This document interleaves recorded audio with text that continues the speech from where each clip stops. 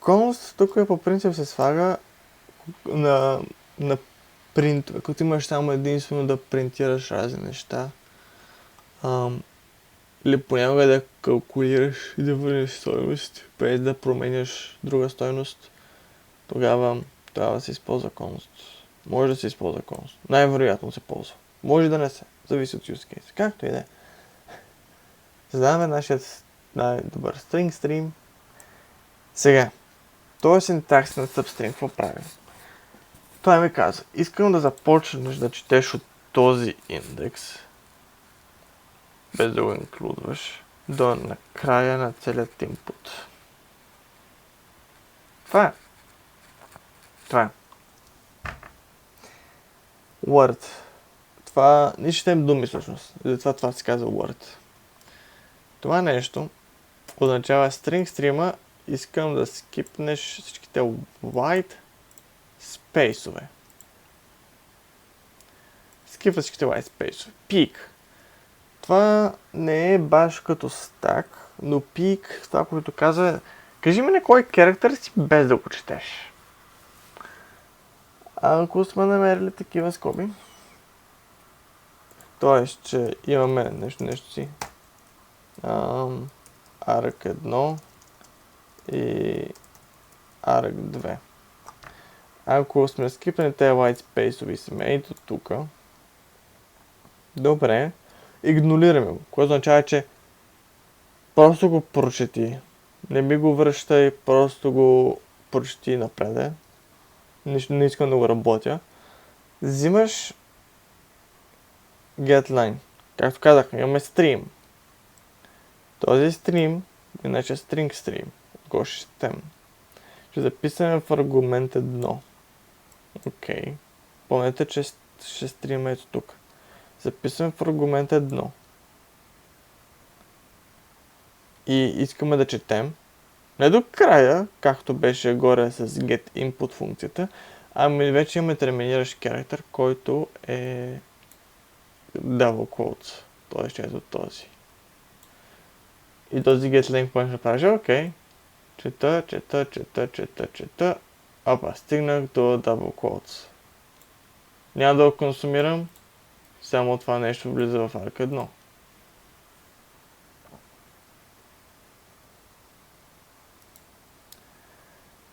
Сега. Ако обаче нямаме такива кадърви скоби, защото както видяхте, имахме една много хубава команда openexample.com .json. Тук е някъде скоби. Мисля, не кадърви скоби ми double quotes. Затова ние четеме дума. Затова тук идва думата. Тя каза, окей, просто прочети думата и дай цялата дума да бъде равно на първия аргумент.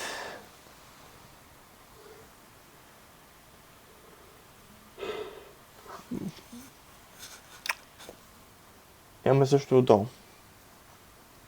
Какъв ще бъде терминиращият character тук? Той ще бъде space. Или нов ред. Или просто терминираща нова. Мисля, ще бъде това. Добре. Това са двете възможности за аргументите. Добре, какво искаме? TLG. TLG ни казва, кажи ми къде се намира get pointer. Сега, добре, може би не съм казал ясно. TLG. Tel ти върне нещо, да ти каже. G е за get. Да ти каже вземане. Мисъл, това не звучи много правилно, дори на английски. Но виждаме return type, stream position. Което буквално ни казва най-голямото нещо. Искам да ми вземеш позицията на стрима. Да. Това е. А защо е TLG? Защото ако отидеш и се задълбаеш доста в C++, ще видиш, че има някакъв get pointer, тези fstream библиотеката работи с set и get pointer. Get pointer чете от файла, от stream файла. Set pointer пише в него и те са на различни локации, бла бла бла, както и да е. А нас не трябва само този stream position. И се конвъртва към int. Мога да направя int, ама не искам. Ама съм го написал int. Защото мисля, че position може да бъде отрицателно, да. Както и да е. Вземем позицията му. Това ще, да кажем, ето тук вече. Или тук, мисля, че беше. Скифваме всичките white space-ове и казваме, окей. TLG равно ли е на индекса? Защо го правим този F? Добре. Да кажем, тук сме. Да. Тук четем до тук, т.е. това го прескачаме и това нещо не влиза в аргумента. Да. Ние сме ето тук в момента. И прескачаме всичките white space-ове. Това ще така. Може би по-добре тук да го напиша.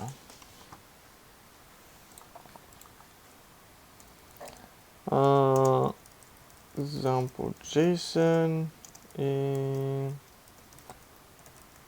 Това не е валидна команда, но заради екзампла, заради аргумент, така ще го направя. Първото нещо, нали, тук. Гледа нали това сме тук. Ако да, четеш, докато не стигнеш до още едно такова. Чудесно. И това цялото, това цялото го запазваш вътре в arc 1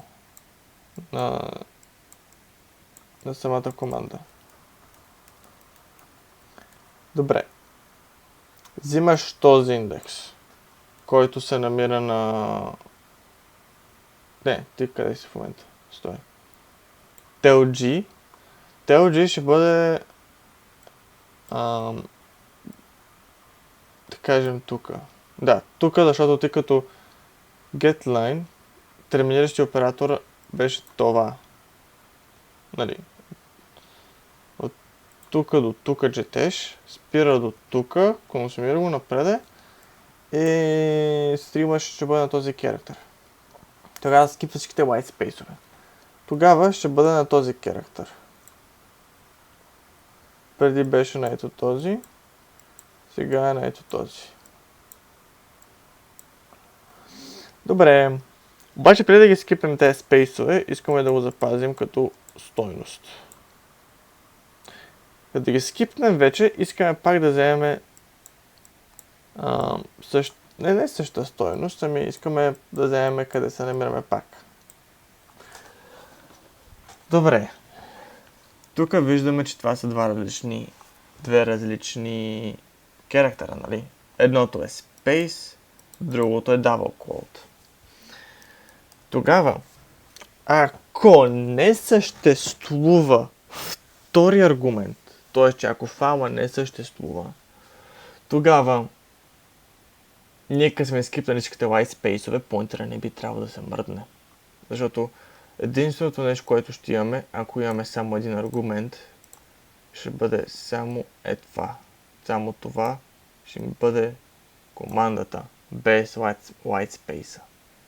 Само това. Което значи, че като се опита да скипна white space-овете, TLG ще бъде равно на този int. Опа, eraser. Нали така? Само това, защото тук няма никакви спейсове да скипне. И като иска да ги скипне.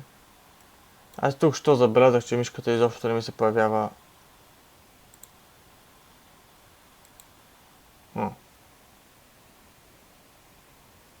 Добре, това по-добре ще го правим. Тук ето тук, ако искаме да скипнем спейсове, няма да стане. Защото ето това нещо тук няма никакви спейсове. И този индекс ще бъде един и същ. Да, опа. Обаче ако има спейсове, те ще бъдат различни. Защото наистина е скипнал и отишъл напред. Което ни казва. Ето този if. Ако са равни, няма никакви други аргументи, бъде тръмвай. Ако не са равни, има аргументи и по същия алгоритъм разгледа и втория аргумент. И това е. Това е цялото за аргументите. Абсолютно всичко за меню CPP.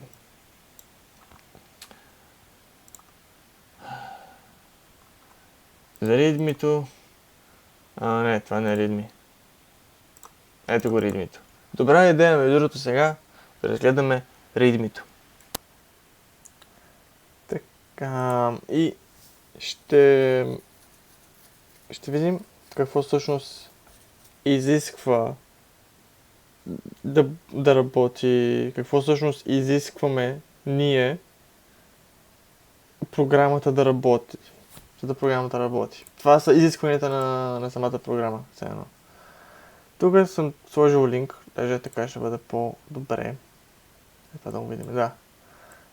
Сложил съм линк за да се види какво е JSON, ако някой не знае какво е JSON, за какво оправя тази програма, как да се компилира, да се рънне. Аз съм на C++ 15 в момента и се 15 и се компилира, така че всичко е наред. Ако сте на Windows, тогава очаквайте exe. Или другото беше lib.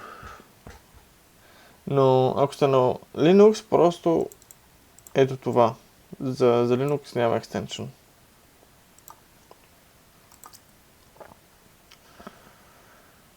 Това са термините, ключ и път. Мисля, това е един ключ и това да кажем един път. Това са в examples.json, което после ще го видим. Това всичките команди. И това трябва да правят. Ние го обяснихме. Това е JSON parser. Буквално дава функционалност за тези команди. Това са екзампли. Примерно командата open е openexample.json. Това се очаква като резултат. Help. Целият този лист се очаква да се изпринти. Validate, valid.json или invalid.json. Print, това е командата print и се очаква целият JSON документ да се изпринти. Search и name. Name е ключ, т.е. че когато напишете search и name, се очаква това да излезе. За set, ти сетваш ето това. Нали, тук space казахме, че е delimiter, т.е. че спира да чете като спре спейса. И това ще бъде първият аргумент, това ще бъде втория аргумент, без тези капички само. И това ще бъде сегнато като value. И това се казва the value, update health document. Това да се създават. Това се... да, буквално се създава и това е съобщението, което се очаква. Изтриване и муваме пътя, който е с hello към път с greeting, което се казва. Save, сейваме дата, save as, example, dash copy, close, затваряме файл и exit изгледаме от програмата. Имаме юнит тестове между другото и тези юнит тестове да използвам екстернал библиотеки за тях. Написал съм ги на ръка. Малко помощ от AI, но не изцяло. За boilerplate код имам предвид. JSON тестовете, това тестват функционалността на класа JSON CPP. Файл тестовете са за тест функционалността на файла CPP, също и за меню тестовете, за меню CPP. Това е. Това е изцяло. Тестовете, да, те създават временни файлове, за да могат да се прочетат и да се види и да се използват както хората, защото аз работя с actual файлове и затова това нещо трябва да използва временни файлове, за да тества функционалността. Това е проекта. И да, това е проекта. Сега, вече като знаем за какво е проекта, може да го обясняваме. Това... Не искам да е тук. Искам да работя тук и да отворим менюто. Менюто, май го казахме какво е всичко. Казахме и за тези. Сега отиваме на файловете. Сега, файла е това отивам тук. Първо. Файла, хедера на файл CPP ще бъде само един клас, който отваря true или false, нали, правилно го отворил или не. И естествено иска файл name, по-скоро може да се напише file path за по-лесно. Мисля, не за по-лесно, ами за по-разбираемо, като чете какво сложим ще изисква. Create file, това нещо създава файл constant, защото не пише върху нито едно от тези, просто създава файл с това име и това нещо не променя самия string name, но въпреки че искам pointer. Защо го пиша това постоянно? Писал съм го тук, а вместо това. Защото, когато пиша това, аз казвам, дай ми pointer към string и аз искам този pointer после да мога да го модифицирам и всяка модификация искам ти да помниш. Това нещо казва, дай ми pointer към string. Обаче аз ти казвам, че няма да правя никакви модификации, така че не очаква от мен да модифицирам този string. Добре, каква ще бъде разликата, ако напишете така? Това нещо ще заде копие на string, на това, което нещо му дам, ще даде копие. Тоест ще имам едно string, което живее в ръмта и друго string, което влиза вътре в функцията. Ако премена това string, което влиза вътре в функцията, това, което живее извън функцията, няма да се промени. Според мен е така. И затова му вземам затова му вземам адреса. А знаем, че поинтерите, те струват адрес. Тоест, че файл name ми става поинтер. И в случая мога да напиша това. Мога. Това файл name ще бъде наистина поинтер, който съдържа адрес. Но аз искам с адреса да ще видите.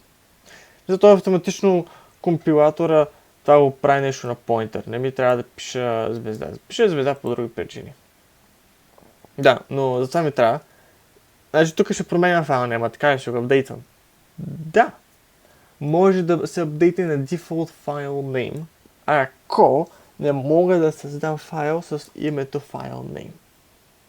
Тогава вече искам да се опитам да създам друг файл, в който ти ще работиш, в който юзер ще работи и този файл ще бъде file.json, дефолтното име. Това current name трябва да го запаза, защото така close file, това затваря f-stream между другото. И клерва всичките флагове, които са сетнати. Така нататък. Само това прави всъщност. При save data вече ми трябва current file name, мисля, че. Защото това, което правя, аз искам да сейвна информацията от начало. Тоест аз чета цялата информация от ето това. Това буквално ми връщат стринга, целият контекст на файла. И като имам целият контекст на файла, save data, искам да override този контекст, който вече е написан. Искам да го override и да сложа на негово място дата. Обаче това е проблем. Обаче имам един проблем. Аз тук го отварям с едни флагове, а тук трябва да го отворя с други флагове. Как така? Мисъл, като го отварям с in-out stream. Тоест ще input и output. Което е правилно. За save date. Така е.